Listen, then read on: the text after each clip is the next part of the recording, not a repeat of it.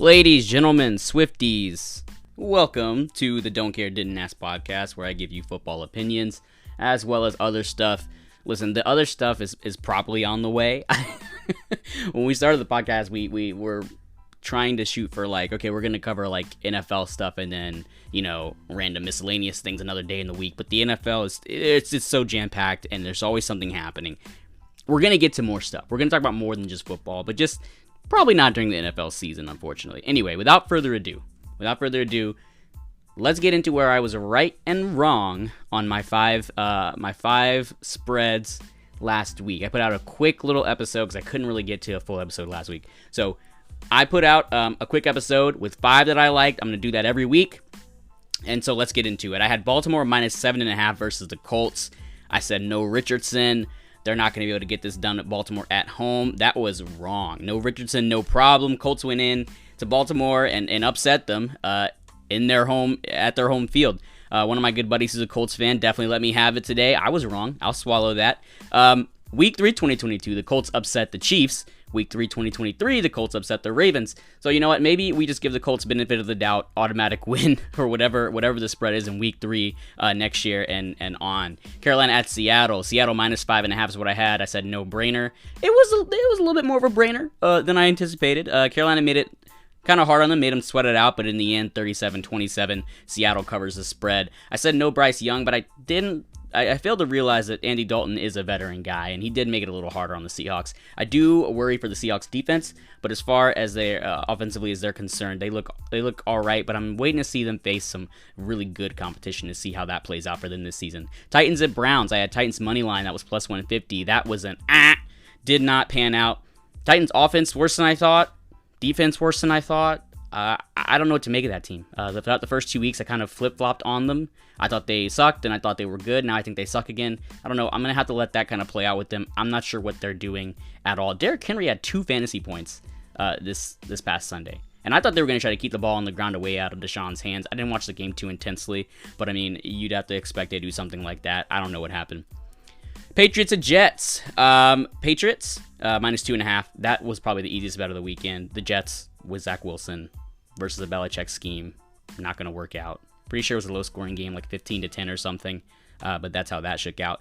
And then Steelers at Raiders. Steelers money line. That absolutely hit. I told you guys, and I'll get to that later. I told you so. Stop putting us up as underdogs against these trash teams, Vegas. I'm getting really, really sick of it. The next thing I'm going to talk about, I want to preface. I, as a fan, I understand that I don't know much. Matter of fact, I know very little. Next to nothing, right? At the end of the day, I am just some guy sitting in his living room with a microphone giving his opinions on the internet, okay? I try to give the benefit of the doubt to coaches, players, and GMs because I don't know anything, and I know that. But Brandon Staley is clearly an arrogant, proud imbecile. He is an idiot. We've known this for years. He is so stupid. And I can say that because I'm a nobody and I'm not gonna get. He is a legitimately stupid individual. He is an arrogant and stupid individual. 4th and 1 at your own 24. Up by 4 with less than 2 minutes left. And you go for it. And you give the ball to the Vikings. In plus territory. And you're bailed out again, by high-end talent and bad clock management by the Vikings at the very end. The winning touchdown for the Chargers was a drop pick that was tipped into the receiver's hands for a touchdown. You know when I knew Staley was an idiot? You know when I knew Staley was stupid? It was a couple years ago. It was 2021 season. It was the last game of the 2021 season. When I say last game, I mean the last game of the last day of the regular season. It was Chargers versus Raiders. Derek Carr was still on the Raiders. I remember this so vividly because it had really big playoff implications. Or not even implications, just playoff consequences. The Steelers needed to get into the playoffs with a win versus Baltimore, which we got. We needed the Jaguars to lose to the Carson Wentz-led Colts. They did. Huge upset that year. That was the Urban Meyer year when they were having all those issues. And we needed Vegas and LA not to tie at the end of the night. We needed them not to tie. Okay? So here's what happened. Vegas and LA were about to tie. Just my luck. Just every Steelers fan's luck. They were about to tie. The Raiders were going to knee it out. If they both tied, they both got into the playoffs. I need you to understand that. If they both tied, they both got in. And if one of them lost, the team that lost did not get into the playoffs. I want you to know at the end of the game, the Raiders were not going to try to score. They were going to tie. Okay? And they were both going to go to the playoffs. I thought it was over. Cue Brandon Staley. He calls the most inexplicable timeout I have ever witnessed with my own two eyes. And the Raiders think, well, I mean, screw it. We're close enough to field goal range. They run one play. It was a run play. It was to Josh Jacobs on the left side. It went for about 13 yards. Boom. Vegas is in field goal range. And they think, well, shoot. If we kick it and miss, we go to the playoffs. And if we make it, we go to the playoffs. So they kick it. Daniel Carlson sends it straight through the uprights. Vegas goes to the playoffs. Pittsburgh goes to the playoffs. Chargers stay home. Because Brandon Staley called the most egotistic, just idiotic timeout. I can't overstate how stupid he is. I cannot overstate how angry he makes me for the game of football. I'm not even a Chargers fan. I can't imagine being a Chargers fan. He makes my bones rattle, like, pause. But, like, honestly, he is so dumb. I cannot stand what he does for this game. I cannot stand it. I knew he was stupid then. I posted about it then. Get this guy out of here. He's a complete dunce. He's an idiot. I have never been so repulsed by a coaching style that makes my bones shake. It makes me sick he gets to keep his job for another week after fumbling and bubbling himself to that win that he should have never gotten in the first place. He is an analytics junkie. Don't get me wrong. Analytics has its place, but it's not meant to be used religiously. It never was. There are too many variables. You cannot take the percentage of the time something happens and then apply that to your team every single time. There's too much going on in any given Sunday in a football game for that to work all the time. I don't care what the percentage is that teams convert on 4th and short on their side of the field, Brandon. Use your head. I mean, think, for God's sake. And then the nerve last week to get short and catch an attitude with the reporters after the Titans loss. I think a reporter asked him something about, how does everybody, how's it in the locker room? And he says, yeah, we just lost the game in OT, Jeff, so how do you think the mood is? Oh, please, get over yourself. Honestly. You're the problem. Not the reporter, it's you. You're supposed to be a defensive coach. You can't stop anybody. You've historically, since you into the league, have had horrible defenses with high-end talent. J.C. Jackson, Derwin James, Khalil Mack, Bosa. Hello? What are you doing? What is your job? Puffing his chest out this week in the presser about the 4th down. I make no apologies for my decision. Well, you should. Because you should have lost. You got bailed out by the other team's mistake and by your high-end talent. And by accident. It was a dumb decision that every NFL insider, fan, YouTuber, 24-year-old podcaster with 4 followers and 14 plays per episode, everyone knows it except Brandon. He thinks he does not have to explain himself. He really does. You can look at him in a press conference. He makes me sick. He thinks he doesn't have to explain himself. Brandon, Belichick doesn't have to explain himself. Andy Reid doesn't have to explain himself. You've done nothing.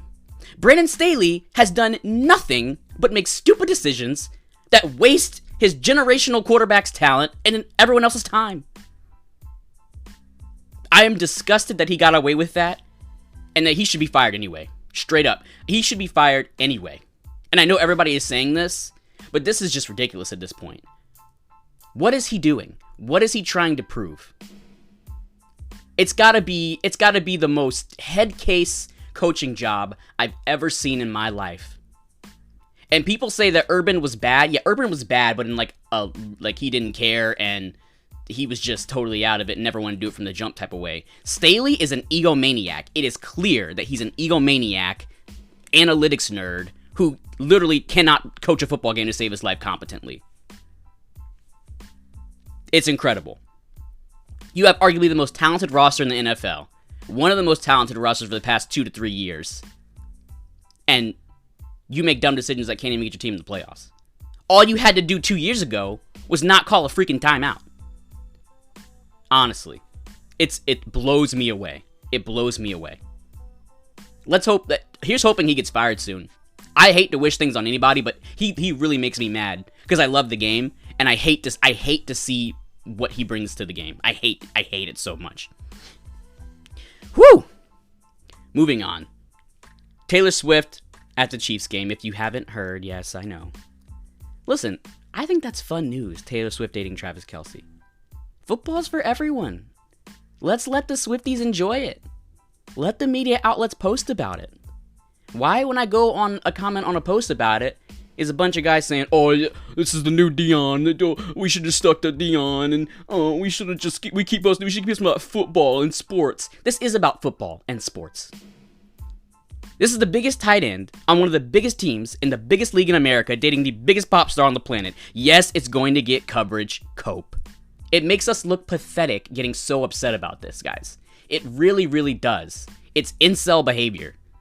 The news will pass. Give it a week. It'll go away.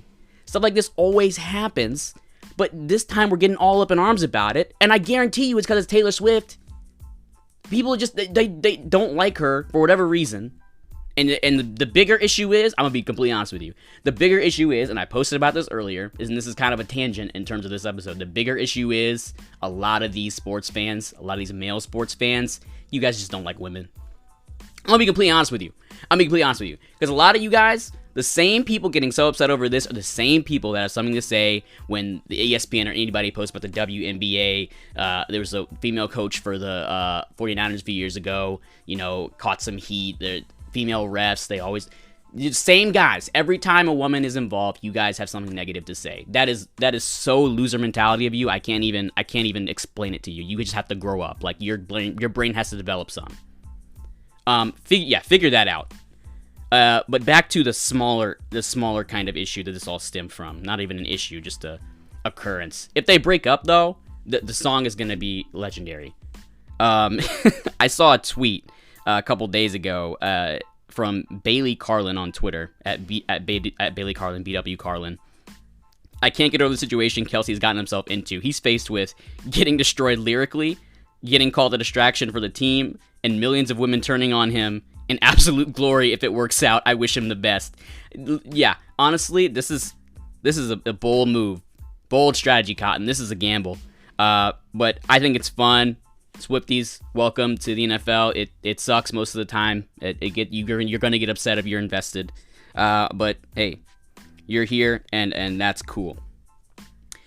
All right, I have some overreactions from the official ESPN, Instagram. That makes it act. I kind of started that like, oh, ESPN sent this to me. No, I got these off Instagram this morning. Some of these, the ESPN, they have obviously done their take on whether it's an overreaction or not, but I'm going to give you mine. I disagree with a couple of them, but I think I agree with the other three. So, the first one, the Dolphins will set the NFL single season scoring record. ESPN does not think this is an overreaction, but I do. I went ahead and did the averages for you guys today over the first three games. Like, keep in mind, that's not a huge sample size, but I did it anyway. It's an average of 43.3 points per game right now, but 70 points, guys, 70 points is not happening again for a very long time for anyone. And that 70 points skews that average, especially with such a small sample size, because they scored 24 points last week and 36 points the week before, which are both under 43.5. So this is really skewing that average. And it's not that they won't score a lot of points or possibly lead the NFL, but beating the 2013 Broncos record of 606 points is going to be a feat. And by the way, the Broncos did that in 16 games as opposed to 17. So also I feel like it wouldn't be a really fair shake for the Broncos 2013 team if they did beat it in the last game of the season. In their division, they faced 3 tough defenses, but other than that, they don't play great defenses the rest of the way.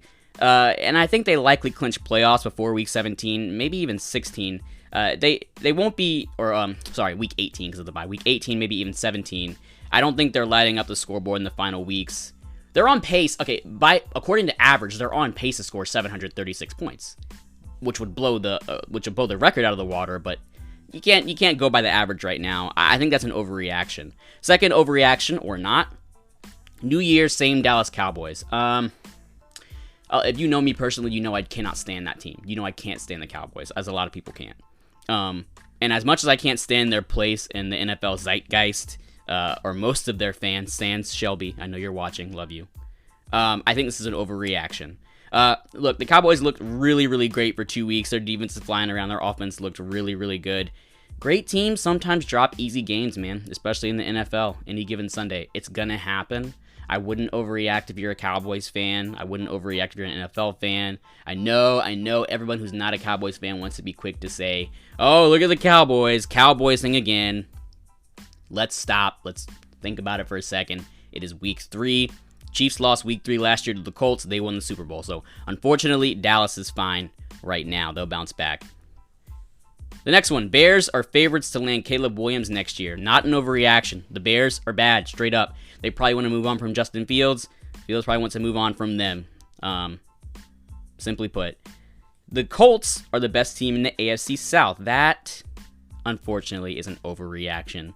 The Colts are better than the Titans and Texans, but not quite the Jaguars. Yes, I know the Jags had a bad day at home versus Houston. It happens. It's the NFL. They're still the more complete team. They're still the more talented team. Anthony Richardson, he looks really good, but he's still a rookie who's likely going to make rookie mistakes. We still don't know what's going to happen with Jonathan Taylor. To me, the Jags look more put together even after Sunday's loss, so I'm going to say the Colts are the second best team in that division, not the best.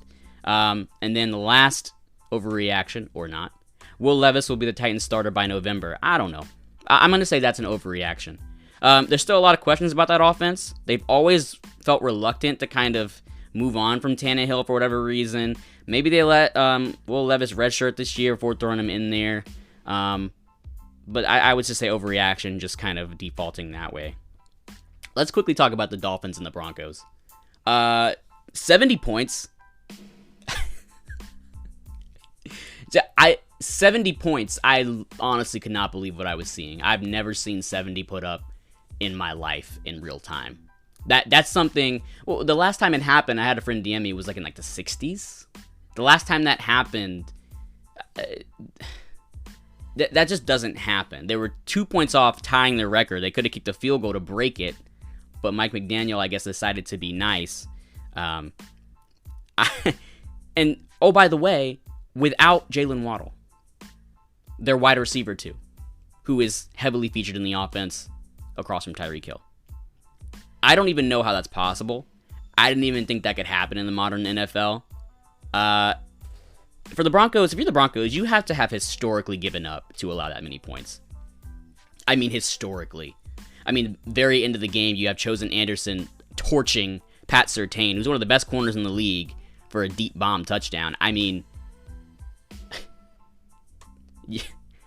you let like a head case, a nut job receiver who changed his name to Chosen, who was never that great in the first place, beat you at the end of the game and you're one of the best corners in the league. I think they just stopped trying straight up.